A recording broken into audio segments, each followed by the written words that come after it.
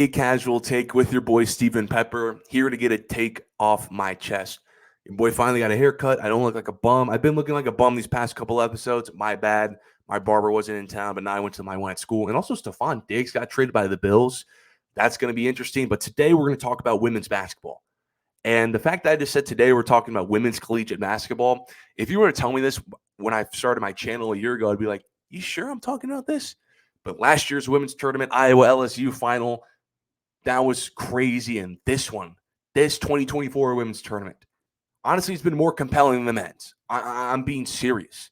And the Elite Eight game on Monday was probably the most anticipated college basketball game, in my opinion, of all of the year. I felt like all of America was watching Iowa LSU, Clark versus Reese, the rematch of the championship game last year on Monday. And according to Nielsen, it looks like all of America was, because ESPN announced Tuesday that Nielsen's final viewership totals had that Iowa LSU game with an average of 12.3 million viewers. Million viewers. And the 12.3 million viewers makes that game, Iowa LSU, the most watched collegiate women's basketball game of all time. And it's the most watched collegiate basketball game, men and women's, on the ESPN network of all time. This game was so big that the projections, the reports put it against all the sports games of 2023. Iowa LSU would have been the 8th most watched non-NFL sporting event in the United States in 2023, which is beating one Final Four game for the men's last year, most of the NBA Finals games, all of the World Series and Stanley Cup Finals games, the college football semifinals, and more. Mind you, those sports that Iowa and LSU beat out were professional men's semi or final games, championship men's games of sports that have had millions of fans across multiple decades. Your dad, your grandpa have been fans of those sports. And Iowa LSU, a women's amateur basketball game, not a Final Four, not a championship game, an Elite Eight, beat out those games in the ratings. And it had me thinking, who's the winner of all this? Like, of all the attention on the women's tournament, is it the women's players right now? The women's players in elementary school trying to be a good basketball player? Is it the schools who are making money? Is it the NCAA? Is it the networks? Who's the biggest winner? And to me, the biggest winner from all the attention on the women's tournament will be the WNBA. Because I think if they play their cards right, they're going to enter a similar era like the NBA did in the 1980s. I think a successful sport needs these three things mandatory: star power, compelling storylines, and on the court greatness. And I'm not saying that the prehistoric NBA didn't have some of those elements. West, Russell, Lakers versus Celtics. But if you know anything about the NBA history, you would know by the late 70s, the ratings were in the absolute dump. And I'm also not saying the WNBA hasn't had some of those elements as well. Moore, Parker, and the collegiate level, UConn versus Tennessee. But did you ever see those games on SportsCenter growing up? I don't think so, because I didn't. But what happened in 1979 in the NBA? Here comes Larry Bird and Magic Johnson to save the league. Two collegiate rivals faced off in a championship game the year prior. You could just look at them in college and knew they were going to be destined to run the league. Who does that sound like? It sounds a lot like Caitlin Clark and Angel Reese. Sabrina Ionescu, who this year in the All-Star game wowed the nation when she almost beat the greatest shooter of all time in Steph Curry in a three-point contest. I think she'll kind of be like the Dr. J of this era. Was a star before the Renaissance, but will still be wildly successful in this new era.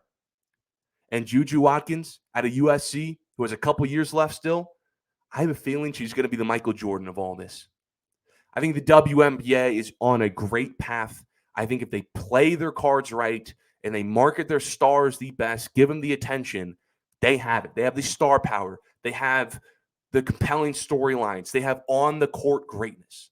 You know, women's sports advocates used to argue all the time for years that the reason why women's basketball in particular hasn't grown is because it's lacked media attention, which I think is true. I think the media attention onto sports helps grows the sport, grows the audience.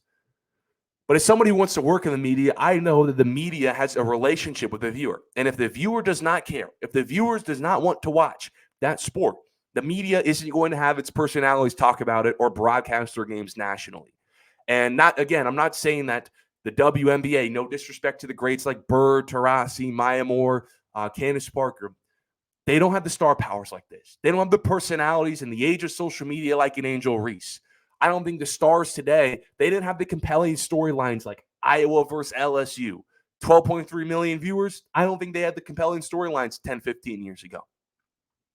And as far as the on-the-court talent, dominance, the product, again, no offense, there was great women's basketball players back in the day.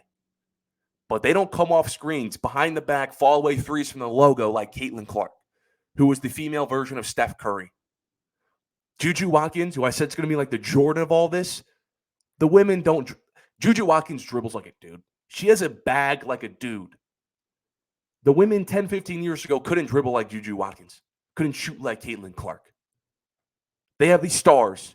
They have the compelling storylines and a great on-court product now that they didn't have 10, 15 years ago, which is mandatory in all of basketball. I mean, the stars, I can name more collegiate women's basketball players right now, like 10 of them, than I could do for the men's. I'm drawing blanks after like 2 men's names. I'm serious. The path is there for the WNBA. A lot of people fear that once these girls like Caitlin Clark, Juju Watkins, Angel Reese get to the WNBA, they won't be as big as they were in college. And I can kind of see the argument. But I think if the WNBA locks in, the NBA also helps, and we just watch. We watch. They promote it right, and these players are still stars and dominant in the WNBA. Give it 5 to 10 years. You're going to be talking to your buddy, hey, what's your favorite WNBA team? And we can thank these women who have brought star power, rivalries, and on-the-court dominance, 12.3 million viewers, Iowa, LSU, to the game. I want to appreciate everyone for tapping into this episode of A Casual Take. Follow all things social media to stay updated on everything related to the show. Sun Casual Takes is the handle. Until next time, see you.